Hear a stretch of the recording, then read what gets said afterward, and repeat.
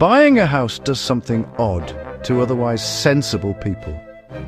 You've probably spent weeks scrolling through listings, driven past the property 3 times before booking a viewing, and stood in the kitchen imagining where everything would go.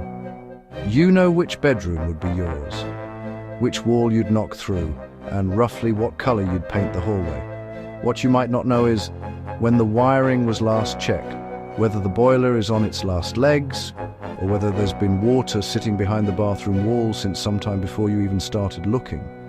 That gap between how well you know the feel of a house and how little you actually know about its condition is where expensive surprises live.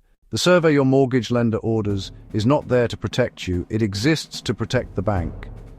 It answers one question: is this property worth the money being lent against it? It doesn't go looking for problems, it doesn't open anything up or test anything. It doesn't tell you what the roof timbers look like from the inside, or whether the consumer unit should have been replaced a decade ago. If you rely on it as your main due diligence, you're relying on something that wasn't designed to do that job. Exchange of contracts is the moment everything changes. Before that point, you have options. After it, the property and everything in it, every fault, every hidden defect, every slowly failing component belongs to you. So the time to find things out is before you get there. Get a proper building survey done. The first thing worth understanding is that a mortgage valuation and a building survey are 2 entirely different documents, and one of the most common mistakes buyers make is treating them as the same thing. Electrical inspection.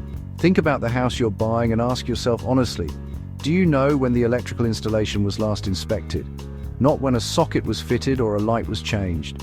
When a qualified engineer last went through the whole system properly, tested every circuit, checked what was happening inside the walls, and put their findings in writing.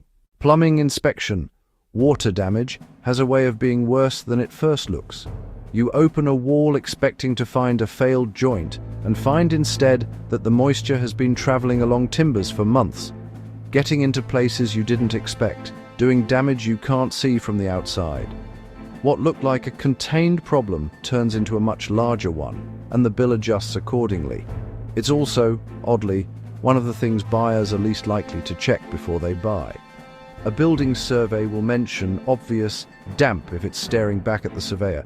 It won't tell you what's going on inside the walls, whether the pipework is corroding behind the tiles, or whether the flexible hose connecting the washing machine to the supply has been there twice as long as it should have been. Drainage and sewage properties on private drainage systems need a drainage survey. This is not a nice to have. If the property has a septic tank or treatment plant, you need to understand what you're taking on before you take it on. Regulations introduced in 2020 mean that certain older septic tanks discharging directly to watercourses are no longer legal and must be replaced or upgraded. If the property has one of these systems and it doesn't comply, the cost and responsibility of sorting it out sits with the owner. After completion, that's you, and it isn't a small cost. Planning and building regulations. History. Has anything been built, converted, or structurally altered? If so, where's the paperwork? Extensions, loft conversions, garage conversions, and walls that have been removed all need the right consents. Your solicitor should check the planning history as standard, but it's worth asking directly and specifically about any structural work you can see. If the paperwork is missing, find out why before you exchange rather than after. Japanese knotweed. It looks unremarkable. It can break through concrete, damage building foundations, and cause some lenders to decline the mortgage application entirely. Ask the seller directly whether they're aware of any knotweed on the property or adjoining land. Look carefully during viewings, particularly in borders and along boundaries. If there's any genuine uncertainty, a specialist survey is available and worth commissioning. A professionally managed treatment plan is often what lenders require before they'll proceed at all. The location itself. Everything about the house can be changed eventually. The street it sits on cannot. Go back at different times of day. Visit on a weekday morning and a Saturday evening. Both. Check the Environment Agency flood risk maps, which are publicly available, and find out whether the property falls within a meaningful risk zone. Look at whether any planning applications have been submitted nearby that might affect what gets built close to you in the next few years.